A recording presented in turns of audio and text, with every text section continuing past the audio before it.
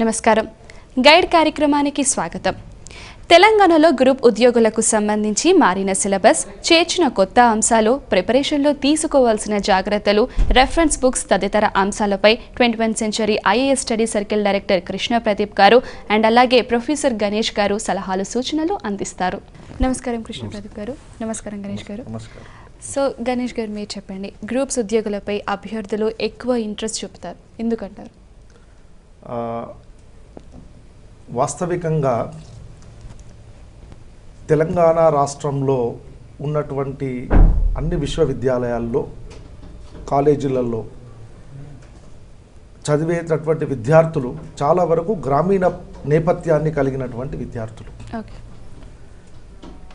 అయితే నగర ప్రాంతాలలో ప్రొఫెషనల్ కోర్సెస్ చదివినటువంటి విద్యార్థులకు, గ్రామీణ ప్రాంతాలలో నుంచి వచ్చినటువంటి విద్యార్థులకు కొంత తేడా అనేటువంటిది ఉంటుంది.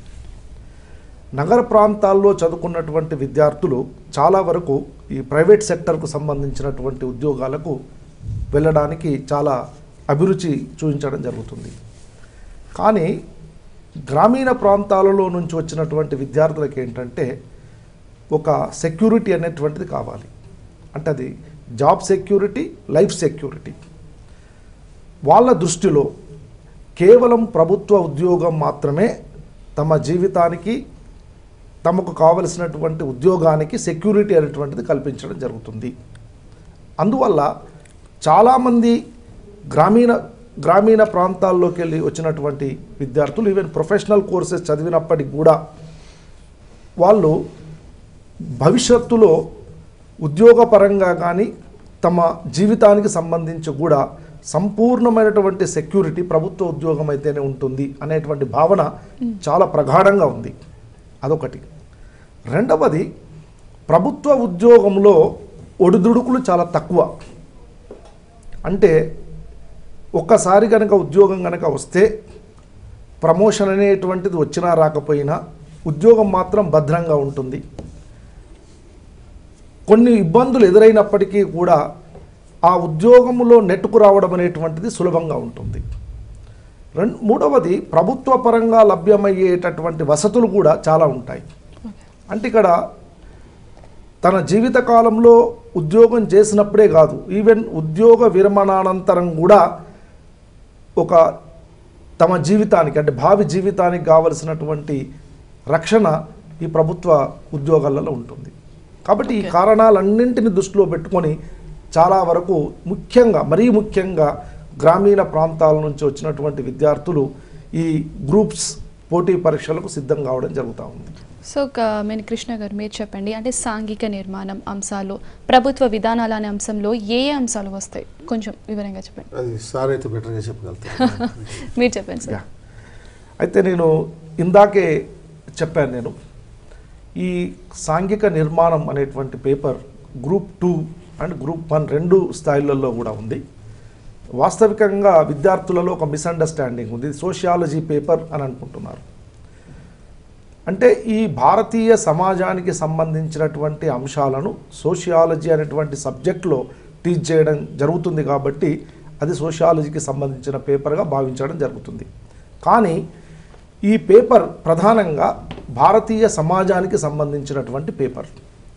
ఇందులో నేను ఇంతకు ముందే చెప్పినట్టుగా 6 అంశాలపైన ప్రధానంగా దృష్టిని కేంద్రీకరించాలి. భారతీయ సమాజం యొక్క లక్షణాలు, నిర్మితి, అందులో ఉన్నటువంటి ప్రధానమైనటువంటి సమస్యలు. రెండవ అంశము భారతదేశంలో ఉన్నటువంటి బలహీన వర్గాలు.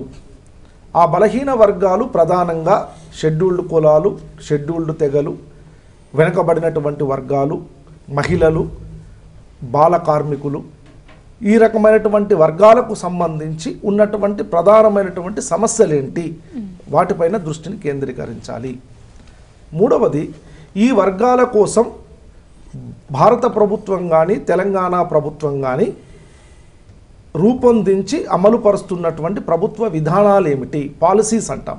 ఆ ప్రభుత్వ విధానాలపైన సమగ్రమైనటువంటి అవగాహన కలిగి ఉండాలి. వీటితో పాటుగా ప్రభుత్వ పథకాలు అనేటువంటివి ఉన్నాయి. జాతీయ స్థాయిలో భారత ప్రభుత్వం అమలు పరుస్తున్నటువంటి పథకాలు ఉన్నాయి, రాష్ట్ర స్థాయిలో రాష్ట్ర ప్రభుత్వం అమలు చేస్తున్నటువంటి పథకాలు ఉన్నాయి. ఇటీవలి కాలంలో ప్రభుత్వం రూపొందించి అమలు పరుస్తున్నటువంటి అన్ని పథకాలపైన సమగ్రమైనటువంటి అవగాహన విద్యార్థులకు ఉండాలి. ఇక చివరిగా స్వాతంత్రానంతర కాలంలో ముఖ్యంగా వివిధ ఉద్యమాలు అనేటువంటివి ఏర్పడ్డాయి.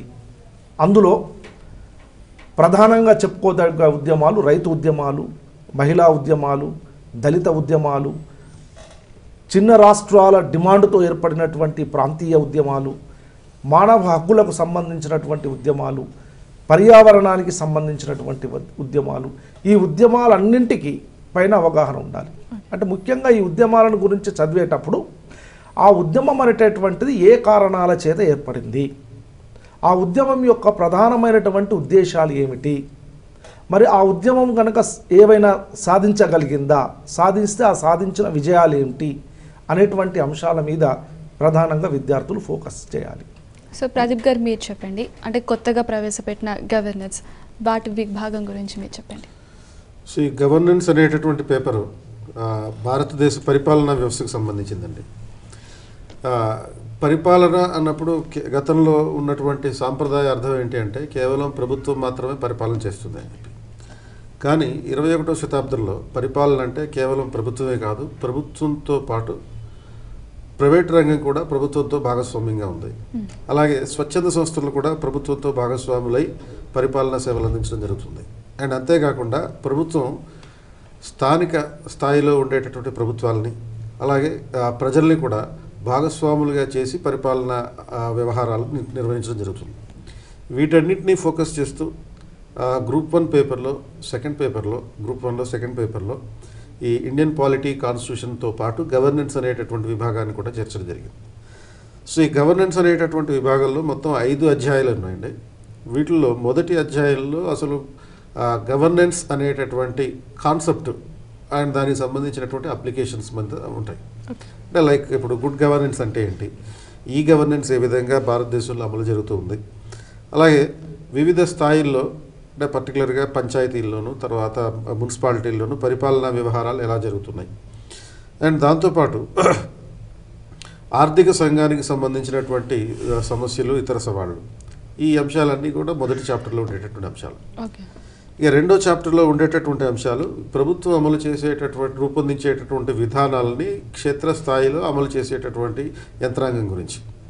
సో దీనికోసం ప్రత్యేకంగా డైరెక్ట్గా పబ్లిక్ అడ్మినిస్ట్రేషన్ మేనేజ్మెంట్కి సంబంధించినటువంటి కొన్ని కాన్సెప్ట్స్ అంటే లైన్ అండ్ స్టాఫ్ అనేటటువంటి వర్గాలు, అలాగే ఆక్సిలరీ అడ్మినిస్ట్రేషన్ అనేటటువంటి సంస్థలు, అండ్ అలాగే జిల్లా స్థాయిలో పనిచేసేటటువంటి కలెక్టర్కి సంబంధించినటువంటి వ్యవహారాలు, అండ్ దాంతోపాటు షెడ్యూల్ కులాలు, తెగలు, బీసీలు, మైనారిటీలకు సంబంధించిన డెవలప్మెంట్ కార్పొరేషన్లు, సో ఇటువంటి సంస్థల గురించి, అలాగే పాలనపై నియంత్రణ అనేటటువంటి ఒక మరో అంశం ఇన్కార్పొరేట్ చేయడం జరిగింది. అంటే ఈ పాలనపై నియంత్రణ అంటే ఈ పరిపాలన చేసేటప్పుడు సివిల్ సర్వెంట్ల మీద శాసనశాఖ, కార్యనిర్వాహక శాఖ, న్యాయశాఖలు ఏ విధంగా నియంత్రణ చేస్తాయి అనేటటువంటి అంశాలు ఇన్కార్పొరేట్ చేశారు. దాంతోపాటు 4వ అధ్యాయంలో పరిపాలనలో ఉండాల్సినటువంటి నైతిక విలువలు అంటే ethics and values in administration అనేటటువంటి ఒక చాప్టర్ని ఇన్కార్పొరేట్ చేయడం జరిగింది. ఈ చాప్టర్ యాక్చువల్గా సివిల్స్ స్థాయిలో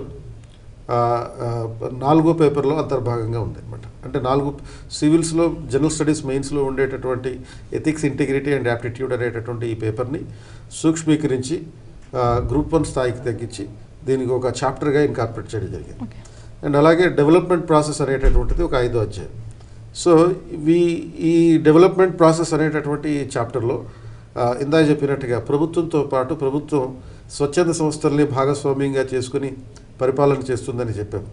సో ఆ స్వచ్ఛంద సంస్థలకు సంబంధించినటువంటి అంశాలు, సెల్ఫ్ హెల్ప్ గ్రూప్కి సంబంధించినటువంటి అంశాలు, అంటే అభివృద్ధి ప్రక్రియలో సెల్ఫ్ హెల్ప్ గ్రూపులు ఏ విధంగా పాల్గొంటాయి, అండ్ నాన్ గవర్నమెంటల్ ఆర్గనైజేషన్స్ ఏ విధంగా తమ పాత్ర నిర్వహించడం జరుగుతుంది, అలాగే పబ్లిక్ ప్రైవేట్ పార్ట్నర్షిప్లు ఏ విధంగా పనిచేయడం జరుగుతుంది, ఇలాంటిటువంటి అంశాలన్నింటినీ, దాంతోపాటు ప్రభుత్వ అభివృద్ధి కార్యక్రమాలు, పథకాలు అనేటటువంటి మొత్తం 5 చాప్టర్లని ఈ విభాగంలో ఇన్కార్పొరేట్ చేయడం జరిగింది. ఈ విభాగాన్ని పర్టికులర్గా బోధించే విషయంలో 21st century IAS study circle మిగిలిన సంస్థల కన్నా ఎక్కువ నైపుణ్యం సాధించడం జరిగింది. ఎందుకంటే ఈ పర్టికులర్లీ ఈ చాప్టర్ ఏదైతే ఉందో ఇది పబ్లిక్ అడ్మినిస్ట్రేషన్ ఓరియంటెడ్గా ఉందన్నమాట.